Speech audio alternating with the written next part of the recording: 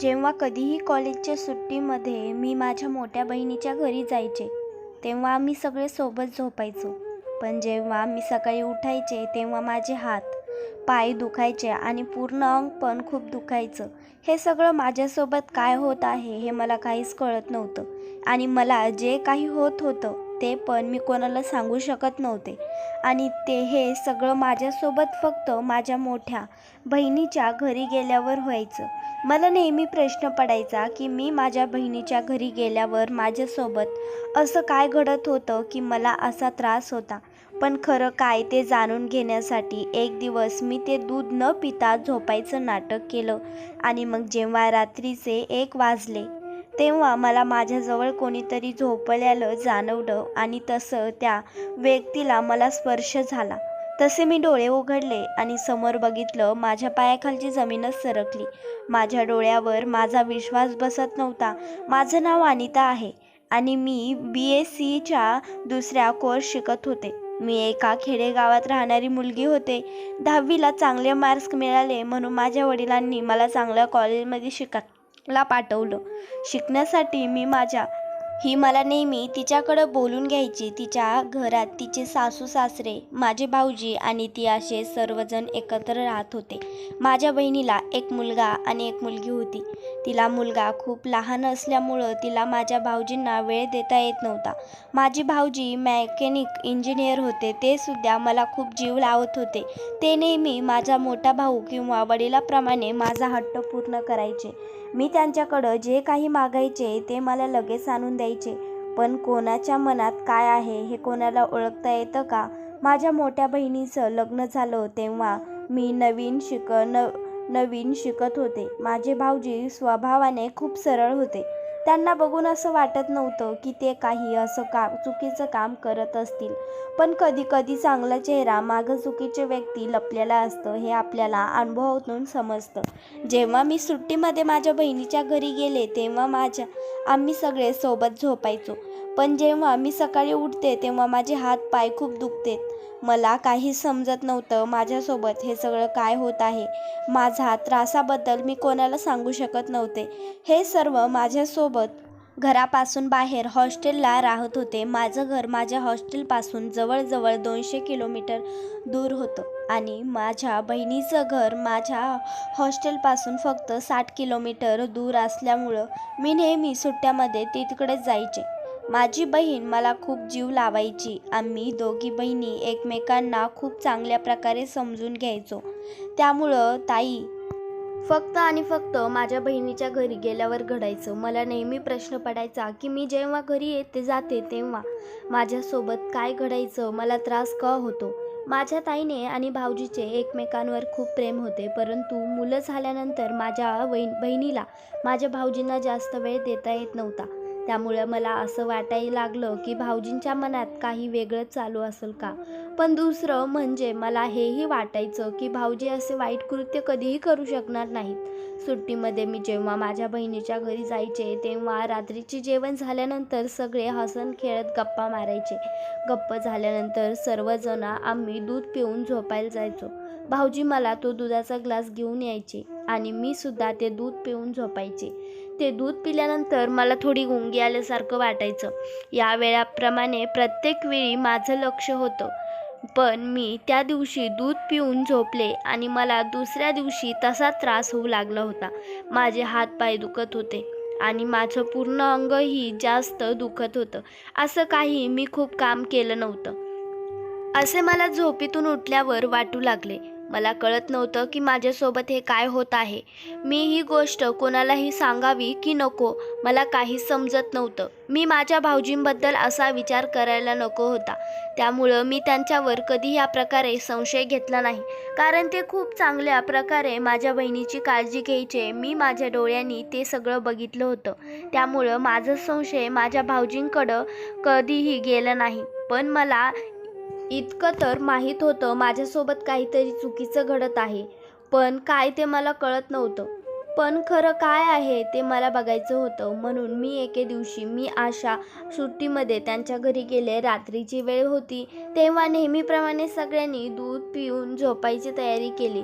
मी अनुभव घेतला होता. माझ्या बहीण किंवा दुसरं कोणीही मला दूध आणून देत नाही. मला तसा त्रास होत नव्हता. परंतु तेही दूध जेव्हा माझे भाऊजी आणून द्यायचे तेव्हाच मला हा त्रास व्हायचा.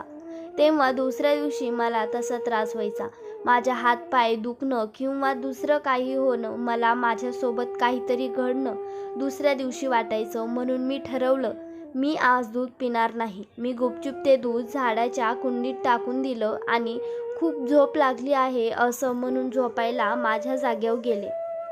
माझ्या बहिणीने माझ्या अंगावर ब्लँकेट टाकलं, पण मी तर जागीच होते. परंतु नेमकं काय घडणार आहे हे बघण्यासाठी मी फक्त झोपेचं नाटक करत होते. आता रात्रीचा 1 वाजला होता. सगळे शांत झोपले होते. मलाही झोप लागणार होती. इतक्यात माझ्याजवळ कोणीतरी येऊन झोपायचं मला जाणवू आले. मला माझे डोळे उघडायची हिंमत झाली नाही, पण मला जाणवलं होतं की माझ्याजवळ कोणीतरी येऊन झोपलं आहे. माझ्याजवळ येऊन झोपलेलं मी त्या व्यक्तीला कोण आहे मला कळत नव्हतं की हे माझ्यासोबत कोण काय करत आहे. ती व्यक्ती हळूहळू माझ्या अंगाला स्पर्श करू लागली. तेव्हा मी खूप घाबरले. तरीही हिंमत करून मी डोळे उघडले आणि मला दिसले की तो व्यक्ती म्हणजे दुसरा तिसरा कोणी नसून माझे भाऊजी होते. मी जेव्हा डोळे उघडले तेव्हा ते एकदम डचकले आणि पटकन ते माझ्यापासून दूर झाले. पण मला मात्र आता समजलं होतं की ते माझ्या बहिणीला फसवणूक करत आहेत. मला तर माझं सगळं विश्वास बसत नव्हता, कारण एकही माझी जीवापेक्षा लाडकी बहीण होती आणि दुसरीकडं तिला जीव म्हणजेच माझे भाऊजी, जे माझ्यासोबत काहीतरी वाईट करायचा प्रयत्न करत होते. मला काहीच कळत नव्हतं की मी काय करावं. मी पटकन उठून बसले, रडू लागले. मला काहीच कळत नव्हतं की मी आता काय करावं. मी जर माझ्या बहिणीला ही गोष्ट सांगितली असती तर ती पूर्णपणे तुटून गेली असती. कदाचित तिने स्वतःला कधीही घेतलं नसतं किंवा कदाचित दोघींचं नातं तुटलं असतं. म्हणून मी तिला काहीच न सांगता तेथून जायचा निर्णय घेतला. सकाळी मी आवरलं व माझ्या बहिणीला म्हणाले की ताई, मला कॉलेजमध्ये अर्जंट जायचं आहे. तसं सांगून मी माझी बॅग भरली आणि तिथून निघाले. नेहमीप्रमाणे माझ्या बहिणीने माझ्या भाऊजींना सांगितलं की अनिताला सोडून या. माझे भाऊजीही त्यावर आवरून आले व त्यांनी मला गाडीत बसवायला सांगितलं. मला तर त्यांचं तोंडसुद्धा बघूसं वाटत नव्हतं. मला त्यांचा फार राग येत होता, कारण मला काल रात्रीचं समजलं होतं की माझे भाऊजी चांगली व्यक्ती नाहीत आणि या व्यक्तीने माझ्यासोबत अत्याचार केला आहे. ते माझ्या बहिणीला धोका देत आहेत. स्वतःच्या बायकोच्या बहिणीला ते विचित्र नजरेने पाहत आहेत. मी तर माझ्या भाऊजींना माझ्या वडिलांचे स्थानी मानलं होतं, कारण त्यांनीही मला खूप मदत केली होती. पण ती मदत करण्यामागं त्यांचा स्वार्थ होता, हे तर मला काल रात्री समजलं होतं. जर मी काल रात्री जागी राहिले नसते तर कदाचित त्यांचं सत्य मला कधीही कळालं नसतं. पण याआधी काय झालं आहे ते मला माहीत नाही, कारण तेव्हा मी हे दूध पिऊन जायचे. त्यानंतर मला शुद्ध राहायचं नाही. त्यामुळे ते माझ्यासोबत काय काय करत होते ते मला माहीत नाही.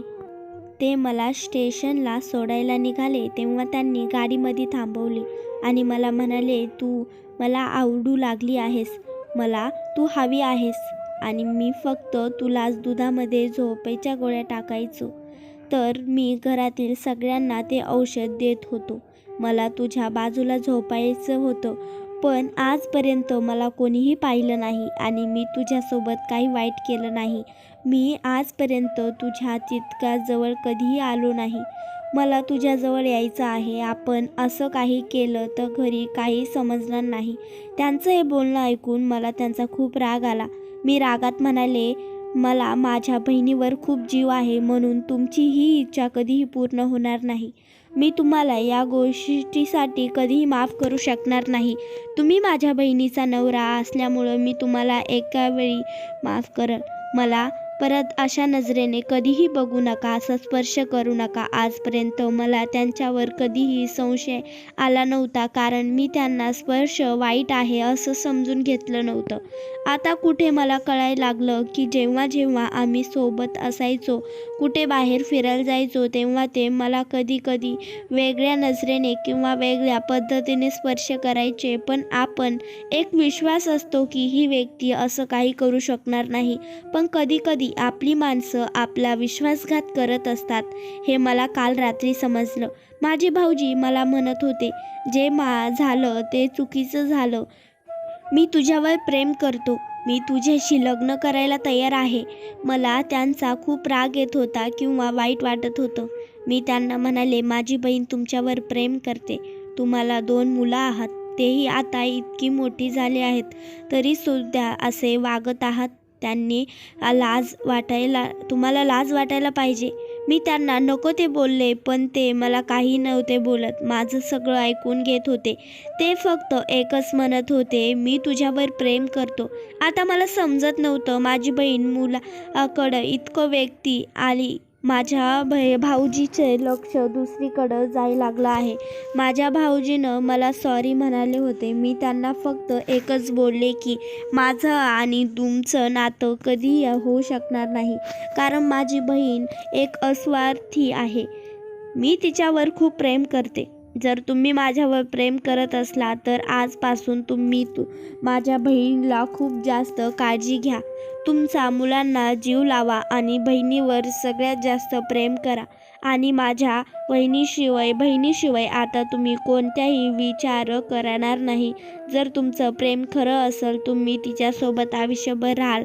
त्यांनी मला शब्द दिला आणि म्हणाले की प्लीज तुझ्या ताईला याबद्दल काही सांगू नको, नाहीतर आमचं नातं तुटेल.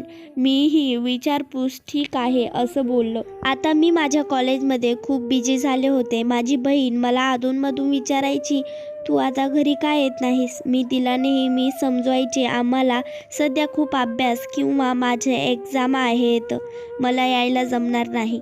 मी तिला नेहमी हसत सांगायचे, तू भाऊजींकडं लक्ष देत जा. ती म्हणायची, हो ग, पण मुली आता मला जास्त त्यांना वेळ देता येत नाही. यावर मी तिला समजावलं की वेळ काढत जा. आताची माणसं चांगली नसतात, पण हा वेळ दिला नाही तर ते दुसरीकडे भटकणार. त्यावर ती मला नेहमीच विचारायची, तू असं का बोलत आहेस? पण मी तिला कधी खरं सांगितलं नाही, कारण माझ्या बहिणीचा तिच्या नवऱ्यावर खूप जीव होता. जर मी तिला खरं सांगितलं असतं तर तिने स्वतःला संपवलं असतं. तिला त्यांच्यावर विश्वास कायमचा राहिला असावा, त्या दोघांचं नातं कायमचं असावं, त्यांना सुखी संसार असावा, म्हणून मी गप्प राहिले होते.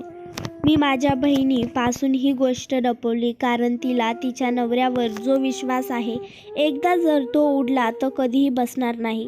मला माझ्या बहिणीचं घर उद्ध्वस्त करायचं नव्हतं, म्हणून मी माझ्या बहिणीला घरी आता जात नाही आणि तिच्या सुखासाठी कधी गेले तर मी तिला कधी माझ्या भाऊजींच्या जवळीबद्दल निर्णय कधी सांगत नव्हते.